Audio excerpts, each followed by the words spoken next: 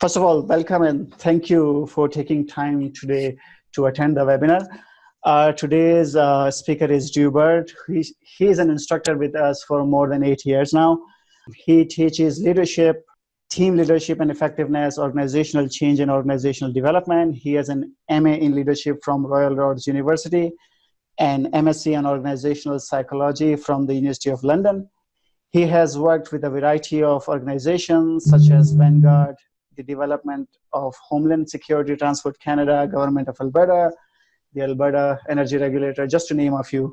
Dewbert is also the founder of EQ Development Group, and he is also the author of Leader's Guide to Emotional Intelligence.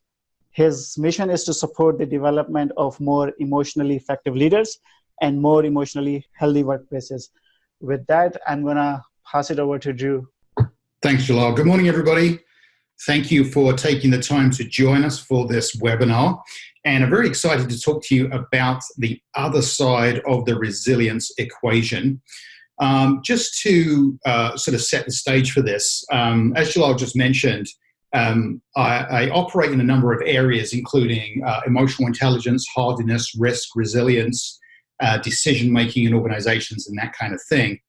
And I've noticed in the last couple of years that there's been a real uptick in interest in the idea of increasing resilience and helping people manage stress more effectively. And so what we're going to do today is we're going to talk about both sides of that discussion. Now, to get us started, what I'd like to do is just to clarify what we're actually talking about here. So when we talk about stress, and the concept of stress actually comes from an engineering analogy, which is that when you exert pressure or tension onto an object, the object becomes deformed in its state. Now, all of you will understand that, when you get stressed, when something affects you and causes you stress, you start to not behave normally. In other words, as we apply measures of stress to people, their general behavior, their general underlying behavioral actions tend to change. Now, of course, people's reaction to stress varies infinitely. Some people enjoy a little bit of stress. Some people enjoy a lot of stress. Some people don't like any stress at all. So the actual amount of stress required to create a change in behavior in somebody can vary greatly between individuals. But it's also not a consistent line. So, for example, I know that with relatively low amounts of stress, I personally find it quite energizing. I find that a little bit of stress kind of makes me tackle tasks more quickly. I kind of enjoy it a little bit. But as the stress grows, as the stress increases, my behavior, my underlying psychology alters, and I manifest in different ways. So you become less able to deal with situations, less able to deal with people. You probably know a little bit about your own stress curve, and it's definitely worth thinking about, what happens to you when you get stressed? What are some of the things that you find particularly stressful? And of course, how can you manage that and make sure it doesn't significantly change your behavior? The other sort of element that we're talking about here is what we call resilience. So resilience is, you can think about it as our ability to recover from stressful situations. We would say that an object or a material, going back to the engineering discussion, something that's very resilient is something that can bounce back very quickly. So, of course, if you are resilient, if you can bounce back very quickly, then that also makes you more able to handle stress or stressors. And you can see the definitions on the screen there just so that we can be really clear about those two elements. Now, we all know that stress has an impact on people, and we all know that stress can cause people to behave differently. But what's it actually costing us? Now, there are so many figures available, and some of them are very confusing about what the actual cost is. The most reliable instance I can find is actually from the US, where a great deal of research obviously has taken place. And as you can see, here's a quote from the American Psychological Association, the APA. And notice they use the term roughly, because we don't really know. But roughly $300 billion a year. Now, for those of you that are joining us from Canada, as I am in Canada as well, we have roughly a tenth of the population of the US, so you could quite reasonably say that it's probably costing Canadian businesses about $30 billion a year. Really significant cost for sure. Now, of course, what that cost manifests in is things like voluntary absence, where somebody just technically phones in sick. There's medically mandated absence. There's long-term medical leave. Reduced discretionary effort. So discretionary effort, which is a fascinating concept, is the idea, the difference between what somebody has to do and what somebody wants to or can do. And whenever I talk to leadership teams or talk to groups about discretionary effort, I'll often ask people, how much more work does your lowest performing employee and your highest performing employee doing roughly the same job? What's the difference in the amount of work that they get done or their productivity? And the numbers are staggering. Some people will talk about 50% or 75% or 200%. And certainly, from my own leadership experience, I'll know that there is a big difference between the lowest performing member of the team and the highest performing member of the team in terms of, what they get done. But interestingly, you can take somebody who is a high performer, somebody who exhibits a great deal of discretionary effort, and as you begin to sort of pile the stress onto them, as you begin to put them into more stressful environments, you'll notice that their productivity goes down. Sometimes that's just, sheer workload, but sometimes they start to disengage. They start to become less interested in the work because, of course, there is the stress.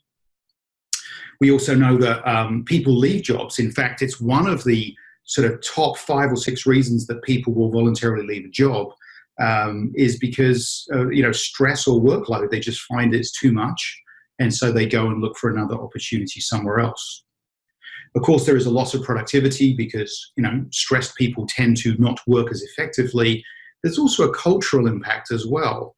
I know for myself that when I've been working in environments where there's a significant amount of stress, that becomes something that gets talked about, around the proverbial water cooler is, how much work there is, how difficult it is to keep up, and that kind of thing. And so, all of these things, add in and create a cost, a direct cost, if you like, of stress in the workplace. Now, the way we talk about resilience in the workplace is very fascinating to me. And this is what I mean by the two sides of the resilience equation. So on one side, there is an acknowledgement that stress in the workplace is increasing, that it's not going away. And as leaders and as human resource professionals and talent development professionals, we talk about the fact that we need to help employees become better at handling stress. We need to find ways to make them more resilient. And, I've heard that term used many, many times. We need to find ways to make our employees more resilient because the stress isn't changing.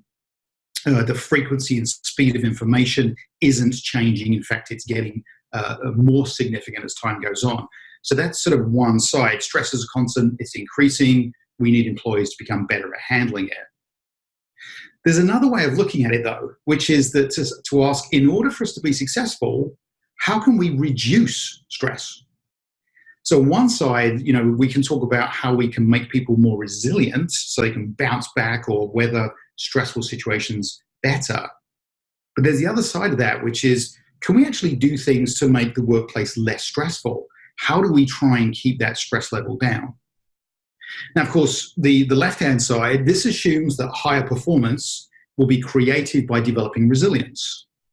And the argument on the other side is, well, if we actually just made the work environment less stressful, then we wouldn't have to, we wouldn't have to help employees be more resilient because we're actually reducing the number of things that create stress for them. My experience has been is that we tend to talk a lot more about the left-hand side. We tend to talk about, stress is constantly increasing, people need to find ways to be more resilient.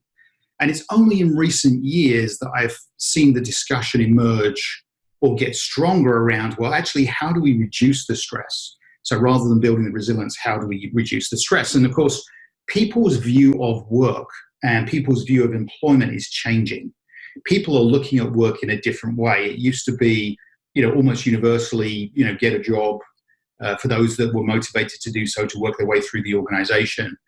In recent years, I've seen a big shift. For example, people looking at more senior roles and saying to themselves, I don't want that more senior job because I saw what it did to the last person who had it, the last person, the incumbent even. I know myself, I've made career decisions looking at the requirements or the expectations of another role and saying to myself, that doesn't look like something that I would enjoy. So if we really look at what people are asking for us from a work environment, I would suggest that people are looking for less stressful work environments, not necessarily for the organization to help me weather stress more effectively. And I think my encouragement to the audience on this webinar would be, you need to entertain both sides of the discussion. You can't just look at one side or the other. I would encourage you to look at both.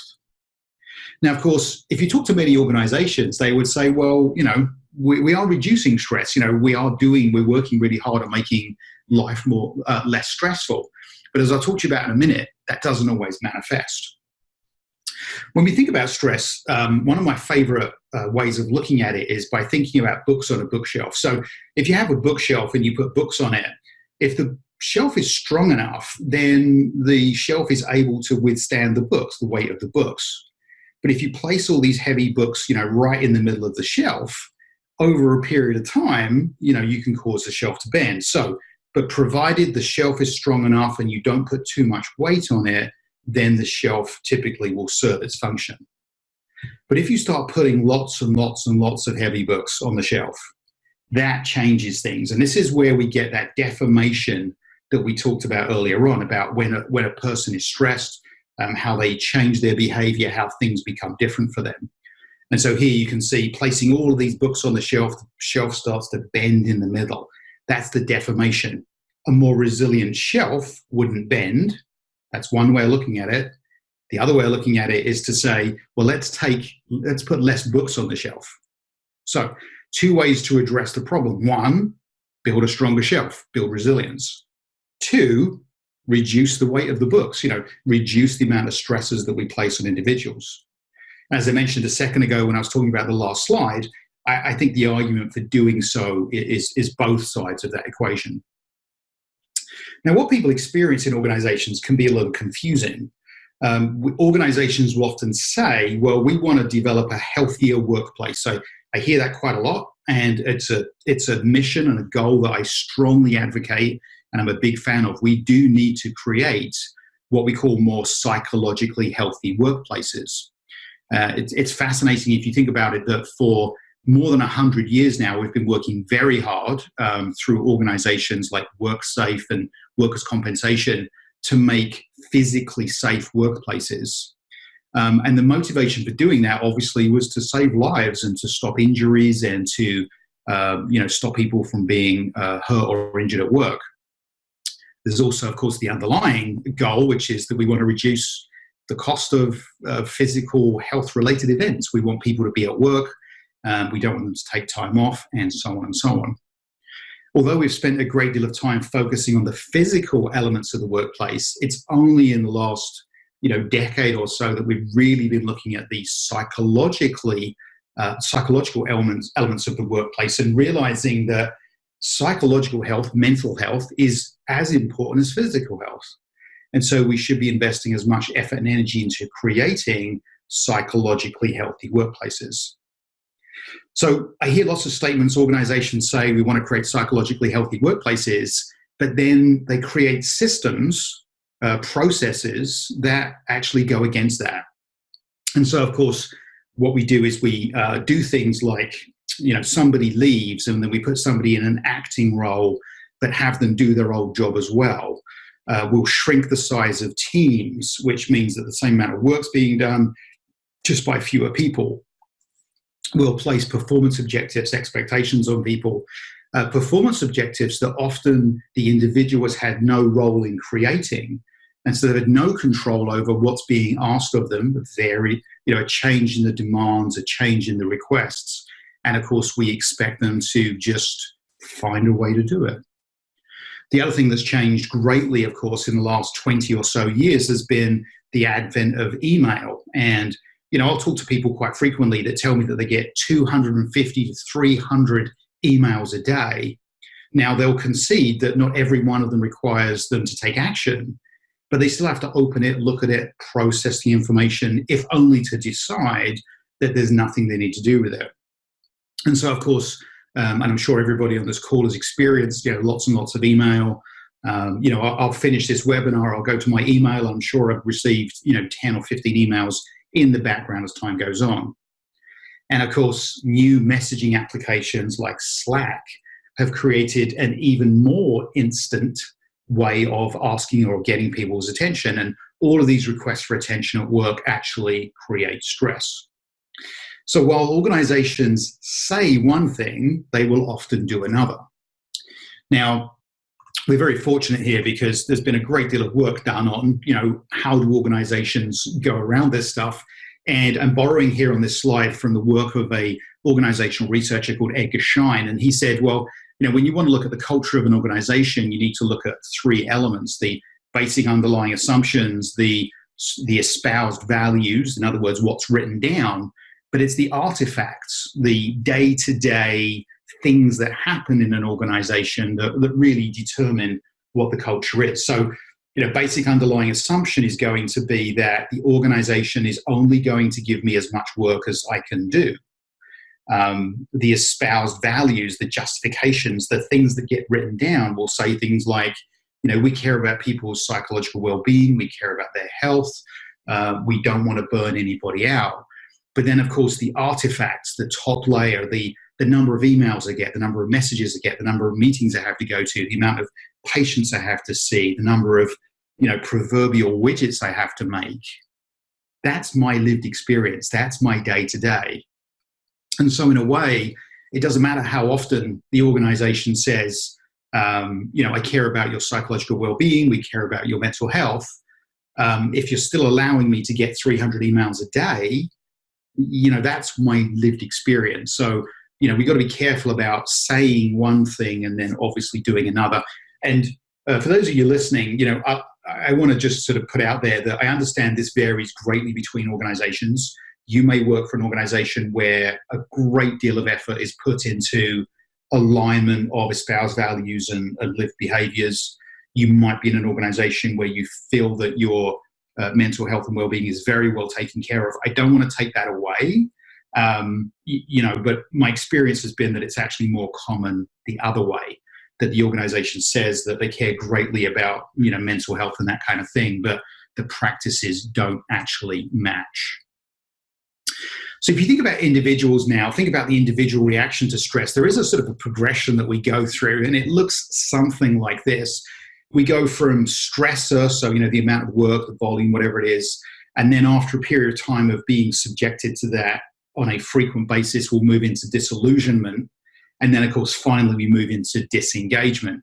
And what's interesting is, of course, is there are things that you can do at each level to try and limit or mitigate the damage caused. So obviously, prevention is the best. If we can stop people experiencing stress conditions in the first place, that's awesome.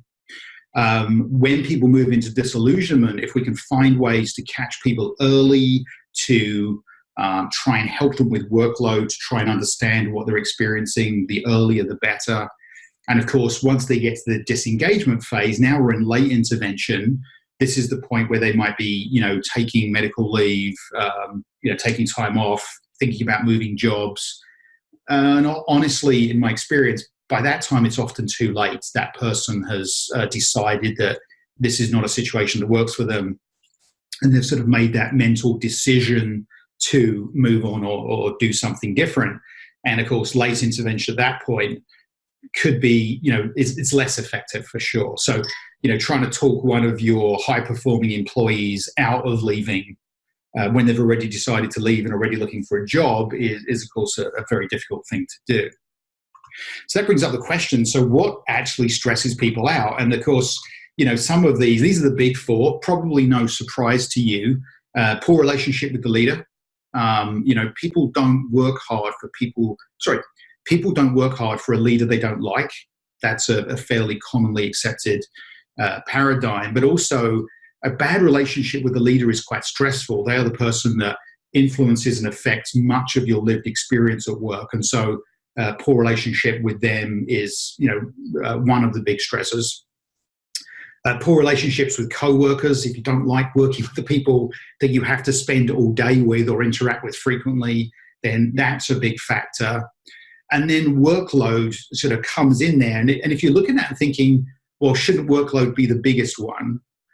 Potentially, and I'm not suggesting there's a huge difference between any of them here, but if you think about this, and I know I've been in work environments where I've really enjoyed my boss and I really like my co-workers, I can get a lot done in those conditions. I can, we can bounce off of each other. We can really get a lot achieved. And so if I've got a great relationship with my leader, if I've got a great relationship with my co-worker, the workload becomes a bit of a lesser factor in my experience.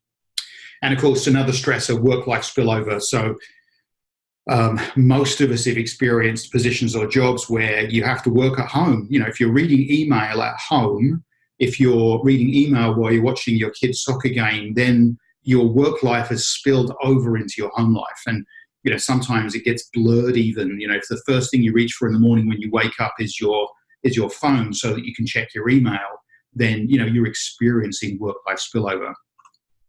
But it's interesting that although they're the big four, there are actually many other things that cause people stress. And some of these vary greatly between individuals. So, for example, frequent changes in personnel, role confusion.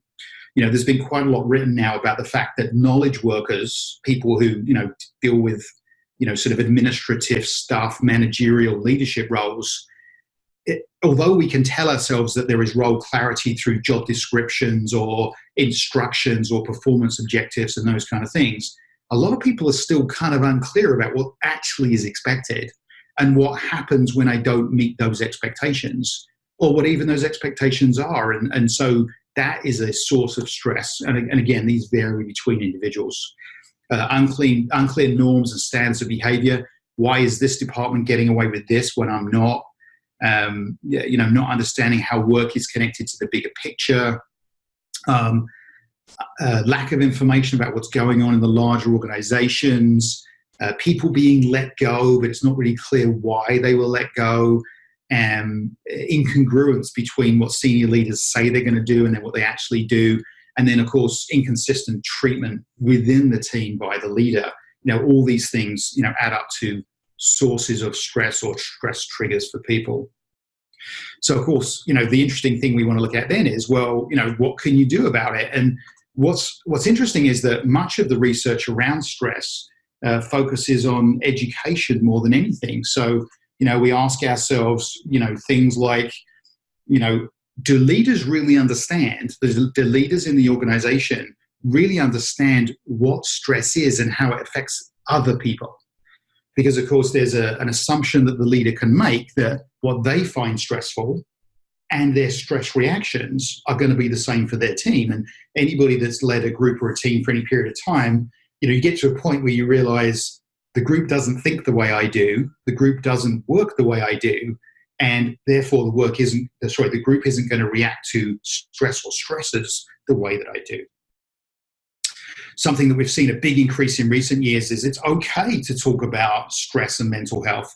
I know when I joined the workforce, which is longer ago than I would like to admit, but you didn't really talk about stress. You didn't say things like, I'm feeling a bit, overwhelmed right now. Or you would never say, I can't take on one more thing, even if you felt like you couldn't take on one more thing.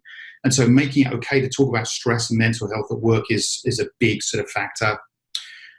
Trying to look around your environment and going back to some of those things that I just mentioned. I'm just going to flip back a slide real quick.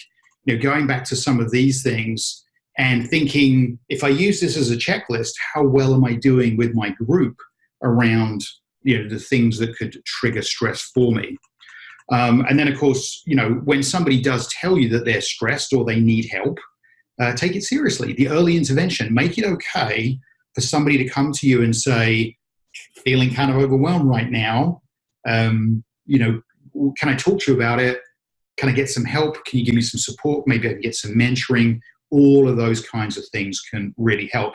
And my last point there just being that, again, everybody's reaction to stress is different. So when somebody comes to you and says, I'm feeling a little bit overwhelmed, I've got too much going on right now, don't assume that just sitting down and making a to-do list of all their outstanding tasks and then sending them away, because that's what worked for the last person or what that works for you, don't assume that that is the case for them. So there's just a few things that you can do there to help them out. So Jalal, I'm going to move to what questions do people have about anything that we've talked about. So I'll throw it over to you. Thank you very much, Drew. I think this is just amazing. Thank you for taking time to share your expertise and knowledge with the wider audience. We are going to be here for 5 more minutes. If you have any questions, please use the chat box because we are monitoring the chat box only. So Drew, I think I can start with a question. So if people want to read more about resilience at workplace, what resources you would recommend? Yeah, so there's actually a book that just came out quite recently called Resilience by an author called Stephen Stein. That's Stein. So Stephen Stein. Okay. Stephen is a very well-established clinical psychologist. He has been responsible for a lot of the recent work on resilience and trying to measure resilience in the workplace. And so I would recommend that significantly. One of the most prominent researchers around the resilience space is a guy by the name of Dr. Paul Bartone. So that's Bartone. And although a lot of Bartone's work was based in military and law enforcement, in recent years there's been a real shift towards understanding how hardiness, resilience, and stress affects corporate environments.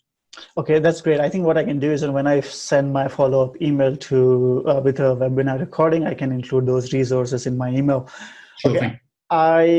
Okay, so Drew, will you be willing to share the slides with participants? Absolutely, yeah. Okay, so we'll share that. Yes, we will email the presentation. There's one question. Who else talks about this resilience fatigue? I'm going to go back to Bartone and Stein again. Okay. There are many practitioners that are involved in this space, myself included, obviously, but there are many practitioners that are, talking about resilience. My sort of specific take on it is that we can't just ask people to be more resilient. We've got to look at the practices that we have in the workplace and how we can reduce stress that we're exerting on people. Okay, great. Let's just wait for 1 more minute if people have any questions. Okay. People are sharing their appreciation for the amazing presentation you have done. You're welcome. Thank you. So one more question. Are there other ways to reduce stress? Yeah, and I mean, I'd really encourage people to keep the bookshelf analogy in mind. So there's 2 things you can do. You can make the shelf stronger, or you can remove the books. So making the shelf stronger is things like mindfulness, meditation, self-care, physical exercise, good diet, managing alcohol consumption, drug consumption, that kind of thing. These all sort of serve to make the bookshelf stronger. And then there's also, what can we do to reduce the books? And one of the things I talk about in some of my work is every yes now is a future stressor. So be careful about what you commit to. That kind of thing is how I would encourage people to look at it. Mm-hmm. That's great. Thanks.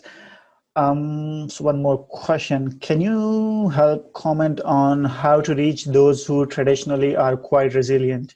How do we help them align with the idea that resilience needs constant attention? Yeah. And what's interesting about that comment is, of course, people's resilience changes a great deal. If I'm having challenges or issues outside of work, when I come to work, I've got very little left. But if everything's going very well outside of work, then when I come to work, I've got lots to give, lots of resilience to give. But talking to people in the organization, making it okay to, for people to say, I'm feeling a little overwhelmed right now. I've got a lot going on. I'm very familiar with the discussion of busy as a badge. So people say, oh, I'm really busy, as if it's something good. And I'm actually beginning to look at it and say, if being really busy is not a good thing. And so looking at people in the organization that have found ways to be productive in the same or similar conditions, finding out what it is that helps them be successful, looking to people for guidance, honestly, taking well-established advice. People eating lunch at their desk, not a good thing. Go, try and get outside, be outside, even if it's for a few minutes, talking to people, interacting with people. I've noticed, for example, that, when, in breaks, when people take breaks in a session or a class, they just check their email.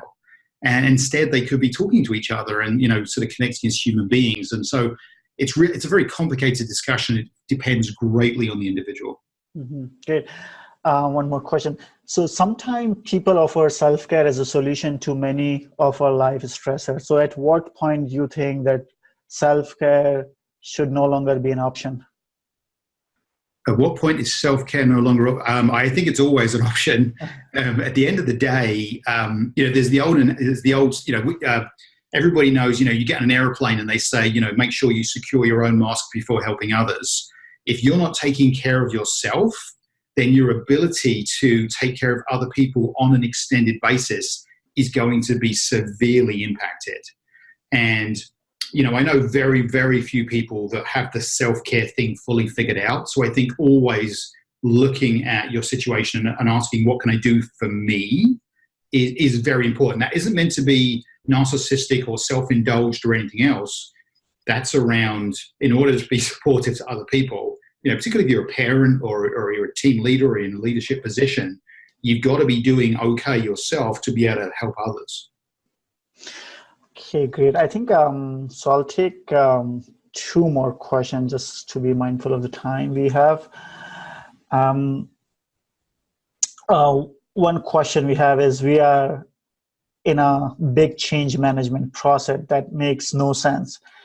And my team is really suffering from change management fatigue and stress. So what tips you can give to those people? Yeah, so there are very few things in organizations as stressful as change. Empathizing with your team, making sure that you are not pretending that you're okay with it. Trying to ask them questions like, what could I do as your team leader to try and help the situation? The interesting thing, of course, about organizational change is it's not going away. We can't just not pay attention to it.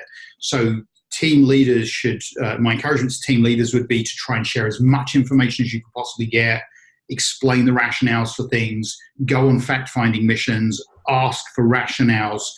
The phrase, it doesn't make any sense. And I know people bristle against this sometimes when I say it, but it made sense to somebody at some point in time. So trying to figure out what they were thinking at that point in time and trying to bring that information back to the group would be my encouragement. Cool. Thanks so much. So one last question. So there's one question that, how can I get a PowerPoint presentation of the seminar? So I'll be emailing the PowerPoint presentation as well as a link to recording of this webinar. So yeah, you will get it. I will send a follow-up email in the next couple of days. One last question. What if management is not committed to helping reduce stress in their workplace? How do you as an employee deal with that? Yeah, that's a tough one. I mean, I get asked this question quite a lot, and it's sort of similar in vein to the one, my boss is terrible, what do I do about it? You've honestly got to make a realistic assessment. What's this costing me? Am I committed to working through it? And because I'd love to tell you that if you go and ask management to justify their actions, they're going to tell you what the rationale was and everybody will be happy. But we both know that's not going to work. And so you really have to, question number one, do you need to do this job in this organization and you don't have any other options? That may be the case. I'm not suggesting it's easy just to change jobs, but you may have to ask yourself that question. And then if you do need to be in this organization, you just need to find a way to accept, you don't have to like, but to accept what is happening and find a way to be okay with it. We know that long-term sustained stress has physiological impacts, heart disease, all kinds of things. Is that, and I'd say to whoever that person was, is that worth it to you? You know, and you might think, well, I've got a mortgage to pay, I've got a car loan to pay, the kids need, whatever it is. I'm sure that people would rather have you in a healthy state than you in a medical situation because of years of experiencing sustained stress. Thank you very much, Drew. I appreciate you taking time today. I think this is the end of our webinar. If you have any feedback that you want to share with Drew, please use the chat box. We'll just leave it on for a couple of minutes if you want to share any feedback. With that, thank you, everyone. And then we will be organizing more webinars in the coming months. So please stay tuned. Thank you, everyone. Thanks, Jalal. Appreciate it.